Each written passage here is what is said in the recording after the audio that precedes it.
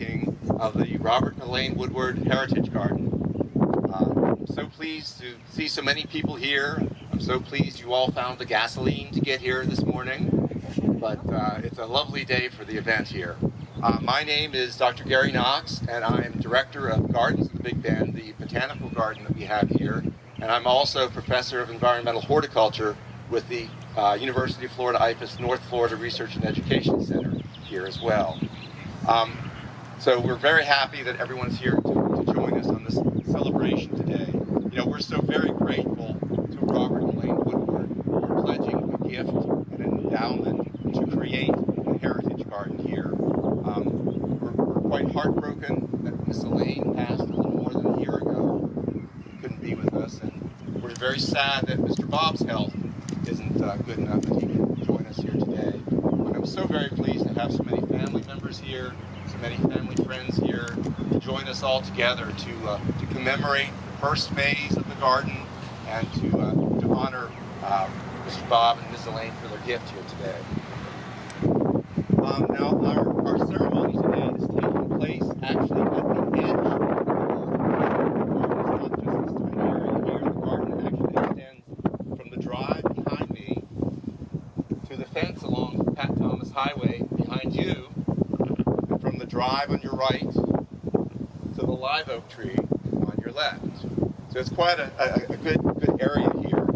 The Heritage Garden is intended to focus on the plants that are important to the people of Gadsden County and the greater Big Bend area. And we're talking from the Native Americans, pioneers, homesteaders, onto families and residents of the area up through the 20th century.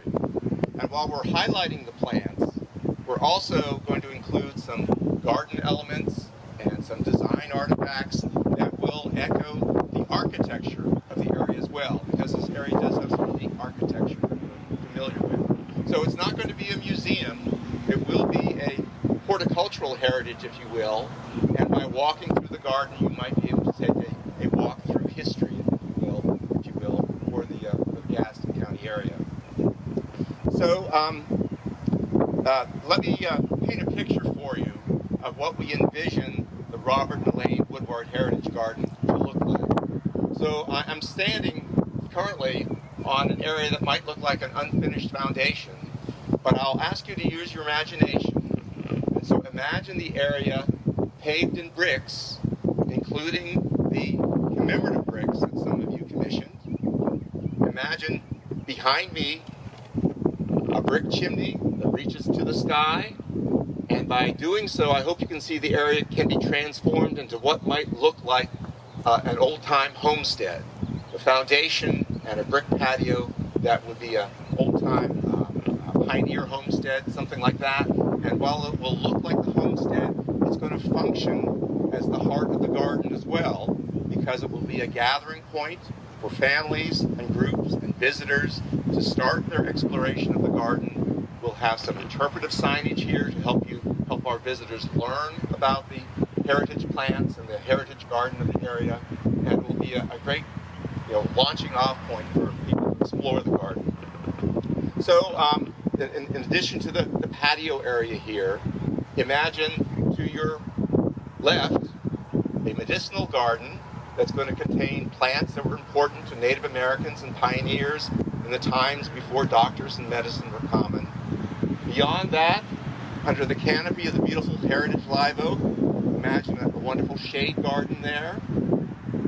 Behind me, imagine an arbor that's covered with vines, and behind that, a circular driveway coming off of the drive behind, so that cars can drop off some of the more mobility challenged visitors that we might have at the time. Behind you, way at the back of the fence, I'd like you to imagine an orchard setting where we have some of the fruits that were very important to some of the early pioneers and homesteaders in the 20th century.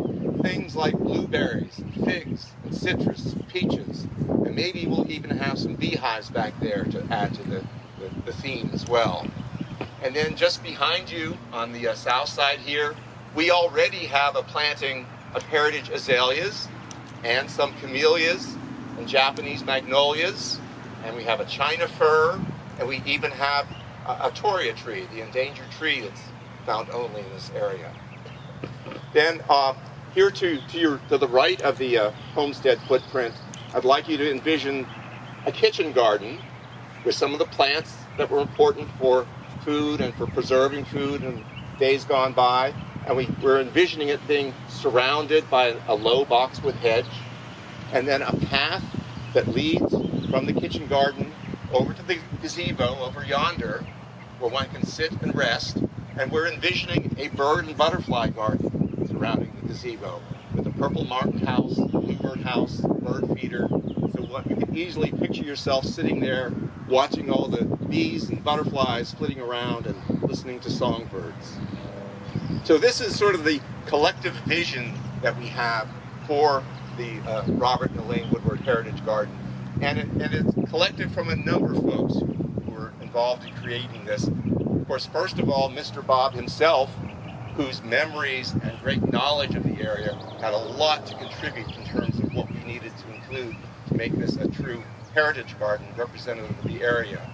In addition, we really couldn't have gone very far. It might not have been as clear a vision if we didn't have the inspiration and guidance of our landscape architect, David Coles, who was able to take all of our ideas and pull them together and craft a very nicely laid out garden that will really reflect heritage gardens of the area that we're in question here. So we're very grateful to everyone who's been able to contribute that way. And it's actually thanks to a gift from Mr. Bob, an initial gift from Mr. Bob, that was matched by the Research Center and was actually matched by the volunteer group, Gardening Friends of the Big Bend, that enabled us to put in some of the initial work that you see here today. So it enabled us to create the foundation for the footprint of the homestead here. It enabled us to plant the initial trees and shrubs that are going to be the bones and walls of the garden, and enabled us to add some architectural elements such as the gazebo over here that, you know, if you put a little lap siding on that gazebo, you almost could see it resembling a miniature tobacco barn maybe in the area. So just trying to get those echoes of history present here. And it's also very fitting that the Robert and Elaine Woodward Heritage Garden should be located here on the grounds of the University of Florida IV's Research Station, because Mr. Bob is a huge supporter of the University of Florida, and I'm always grateful to him for that. But in addition to that, you know, the Research Center actually started off as the Tobacco Experiment Center. And so the facilities and folks here over the years have actually worked on tobacco and cattle and timber and all the other agricultural enterprises that were so important to the people who lived in the region, who allowed the folks to create beautiful home gardens and then enrich the lives of residents on through today. So that's sort of the vision that we have here in terms of what it eventually will become. And so with this, I think I'd like to pass the podium on to Dr. Glenn Aiken, who is the director of the University of Florida, North Florida Research and Education Center, and allow him to make a few comments in terms of how the center fits into everything here. Glenn? Thank you, Gary. I want to welcome all of you to North Florida Research and Education Center. Are we not blessed with some great weather? We got a little rain this week and greened things up quite a bit, but we were somewhat panicked in some ways getting this all ready. It would stop raining and Gary and his group, Gardening Friends, all these crew members back here would run over here and take care of things, and then start sprinkling again. So we had a huge effort. Our farm crew, maintenance crew, Gary, I want to thank Kelly Thomas. She's Gary's bioscientist for really pitching in. She's worked hard for this. So I want to thank everybody that was involved in putting all this together. This is a great event. Just to let you know, we really appreciate Mr. Woodward's endowment. He has some family here, his son's right there.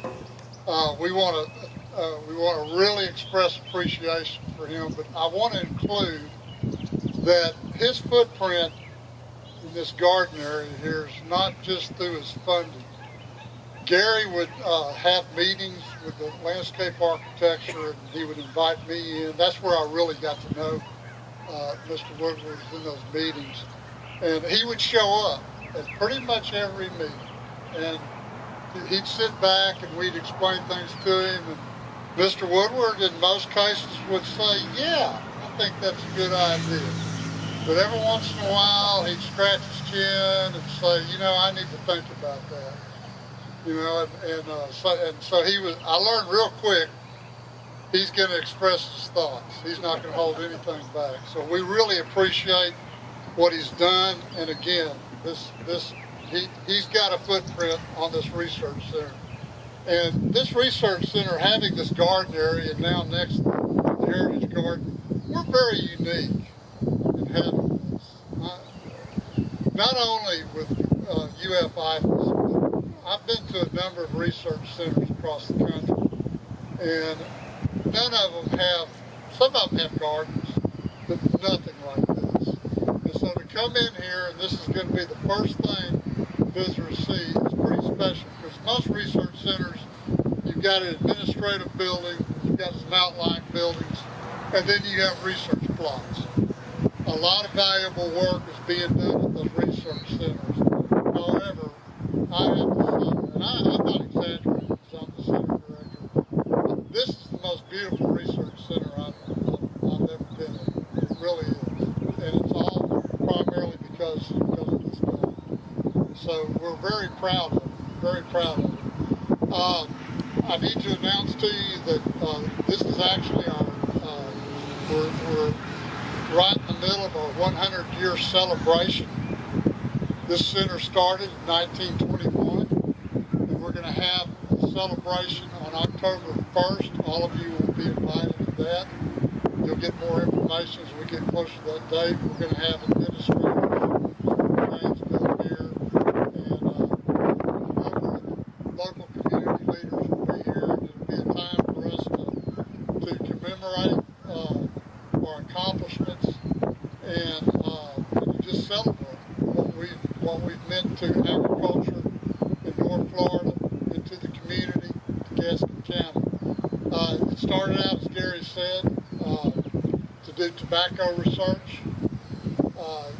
That this area was inflicted, the shade tobacco industry. There was a disease, black shank disease, that hit the area. It was going to wipe out the tobacco industry here in North Florida. They went to Tallahassee and said, you need to help us. We're going to do this in Tallahassee, put the funding in place to start this center. The original buildings were somewhere in downtown Quincy, and they eventually bought this land and moved out here. But as you know, the tobacco industry started waning, and those growers started diversifying. And over time, this is the most diverse agriculture in the whole state, and our location, NFREC, reflects that. We've got 12 faculty here located at Quincy. We've got plant pathologists, entomologists, we've got cropping system specialists, we've got a forage breeder, we've got someone that's in forestry working with timber growers. We've just got a number of different programs that has shown the diversity of agriculture in this region. So we're very pleased with that. Now, we have 3 units. Here in Quincy, we've got 12 faculty. We also have a unit there in Marianna in Jackson County. We have 4 faculty over there working with forage management, beef cattle nutrition, reproduction. We also have a peanut genetics program over there. We also have the Live Oak unit over in the Swanee Valley, 90 miles east of here. And they have an extension focus for research, regional specialized agents that work on row crops, vegetables. We have economists, and we have a water management person. So the real source of pride, for me anyway, with this within FREC is just how diversified we are.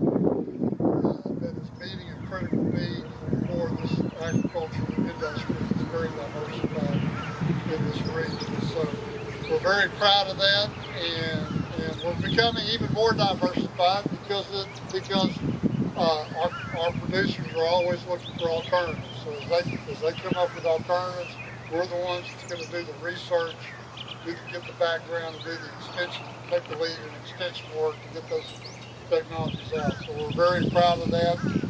We're very proud of what Gary's program means to not only the nursery industry, which is huge in this region, but also the multitude of homeowners that are involved in gardening and that sort of thing.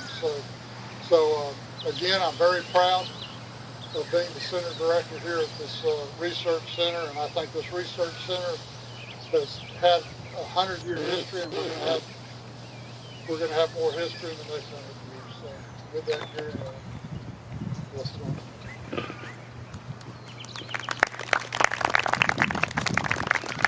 Thank you, Glenn. Next up is Howard Andrews, who is president of Gardening Friends of the Big Bend. And this is the volunteer group that is so instrumental and key to the development of Gardens of the Big Bend as a whole, as well as the Robert and Elaine Woodward Heritage Garden. Howard?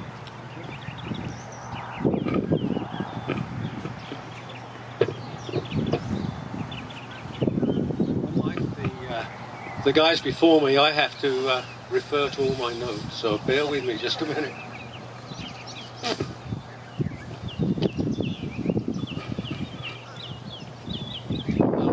On behalf of the board and the members of Gardening Friends of the Big Bend GFBB, good morning everyone, and welcome. Welcome as we turn the page to a new chapter in the Gardens of the Big Bend. We believe the gardens have become a place of learning, understanding and remembrance for the young and old alike. And for that reason, Gardening Friends of the Big Bend are excited to be able to participate in their development and management. Adding to the gardens at any time is a special moment, and we are especially honoured, along with the North Florida Research and Education Centre, NFREC Quincy, to be able to host the groundbreaking ceremony of the Robert Elaine Woodward Heritage Garden. As we speak of heritage, I thought it would be important to just quickly mention some history of the gardens and the formation of Gardening Friends of the Big Bend, and to acknowledge some of the people along the way that have brought us to where we are today. In the year 2001, a young, well, let me say very young man by the name of Dr. Gary Knox moved to North Florida Research and Education Centre, NFREC, Quincy, from Monticello, and bringing with him his collection of rare plants that included magnolia, crepe myrtle, vines, conifers, perennials, and miscellaneous woodies. The magnolia and conifer gardens are both nationally recognised gardens. No small feat for a small botanical garden. During the next 5 years, there were additions to faculty at NFREC, resulting in some interest to develop a botanical garden. In late 2004, Coles Landscape Architecture, namely David Coles Jr., was contracted by NFREC to do some initial garden design work. Thus began the association and relationship with CLA, Coles Landscape Architecture, and I would like to thank David at this time for his long association with NFREC and his continued support of Gardening Friends of the Big Bend. A change in direction at NFREC and a lack of funding put a hold on any further botanical garden development, but the seed had been sown. In 2007, the late Bob Williams and his wife Jill, who were volunteers at the centre, recognized that help was needed and proposed a Friends-type organization. Bill wrote, and I quote, "NFRE staff's plant collections and gardens, including magnolias, crepe myrtles, and hydrangeas, are used for research and demonstrations. These plantings directly benefit gardeners in our area through field days and seminars. Research results from planting are used for newsletters, extension publications, and other articles. As we know, all gardens require a lot of work and a lot of money to keep them in shape. State budgets are leaner, and NFREC can no longer cover garden maintenance. Each NFREC staff member is responsible for costs of his or her garden's maintenance. That includes the mowing, weeding, pruning, fertilizing, and irrigation, etc. Grants and funds allow the development of these collections appeal to local gardeners and professionals alike for support. As a result, in June 2007, the first organizational meeting for a Friends group was held. The following people attended: Blake Jones, Bob Williams, Linda Gaskin, Sue Watkins, Giles Toole, Jill Williams, Mary Leonard, Bill Leonard, Gary Knox, and Jean McKenzie. At that meeting, the Friends group became officially known as the Gardening Friends of the Big Bend, a non-profit 501c3 with the purpose to support and assist the faculty and staff of the University of Florida IFAS, North Florida Research Education Center, Quincy, to accomplish their ongoing mission. In 2008, Dr. Comerford was hired as director.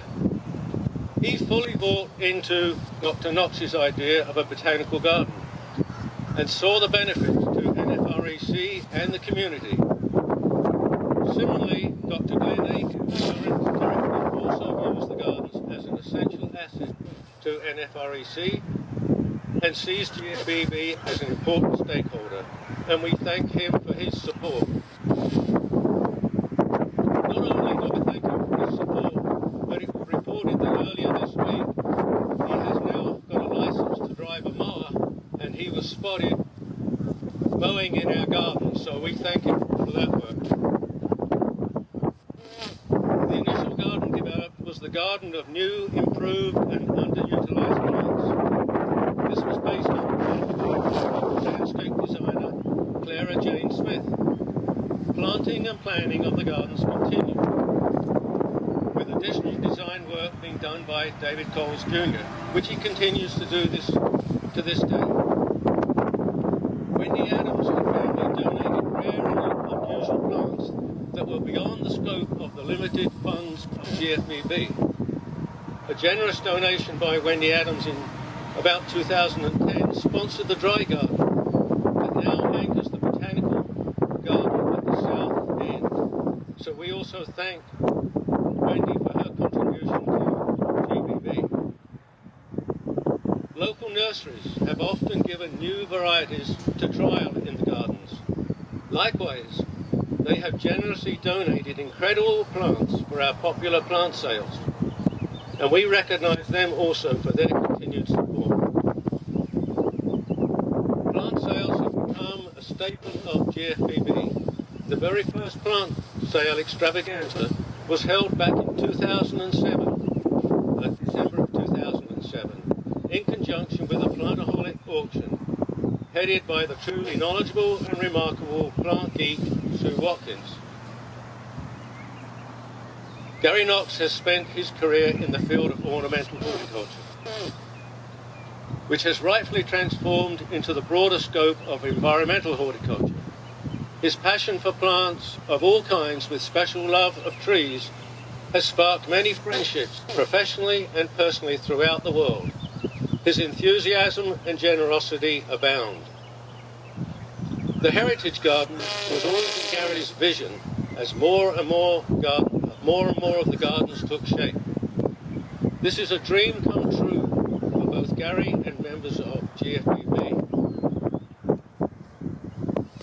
Gary has always applied his many skills and talents to go a step above what may have begun modestly, but with his scientific expertise and sense of aesthetics, the Robert and Elaine Woodward Heritage Garden will become a beautiful asset of historical significance in the Gadsden County and North Florida community for years to come. Thank you to the Woodward family. Thank you.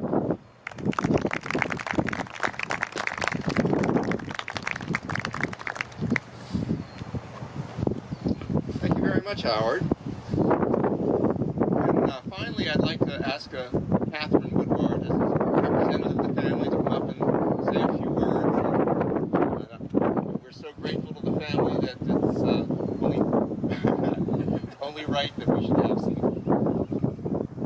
wise words.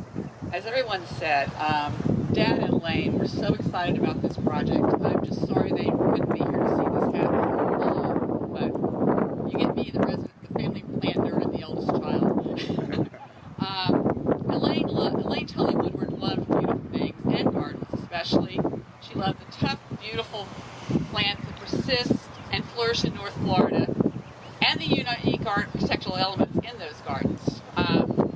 If you've ever seen Elaine's backyard, you know exactly what I'm talking about. As an agronomist and farmer, Dad loves to see things grow. He also just loves flowers. So between them, Elaine told him what he needed to grow, and he grew it. Now, she had the artist's vision, and he just was the implementer.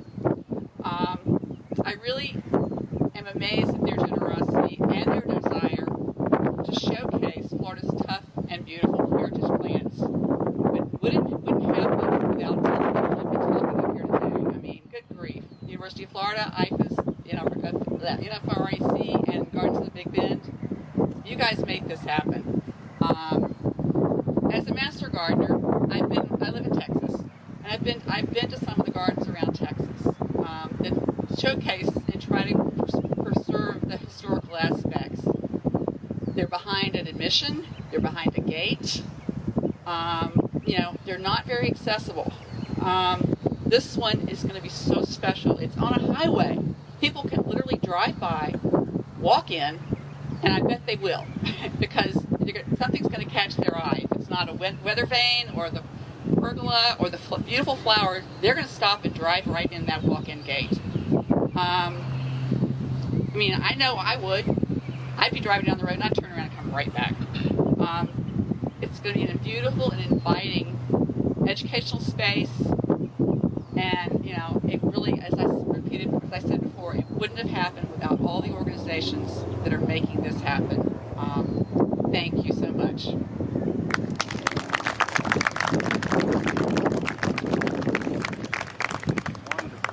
Thank you, Catherine. Thank you very much.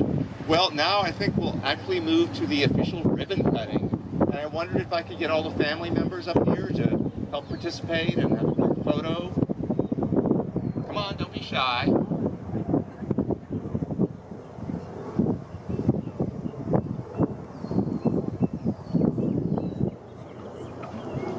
Let's all gather behind the bright red ribbon here.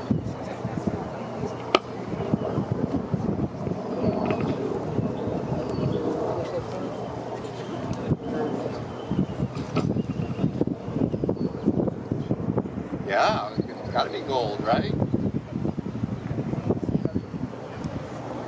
All right. I'm the elder. You're the master. You're the master gardener. I'm the elder. I don't ever usually these are bypass. They were. All right. Huddle up together now. We all put our hands on it. Yeah.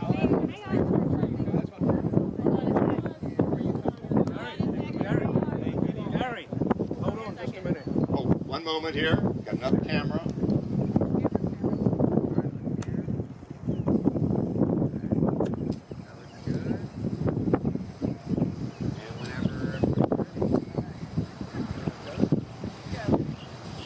Oh, cut it before, honest it did. Oh, yeah! Wonderful, thank you. Now we'll continue with the excitement here. If you all don't travel too far, how about we do a ceremonial tree planting? Is that all right? Come on over this way. everybody, so you're going to have to share.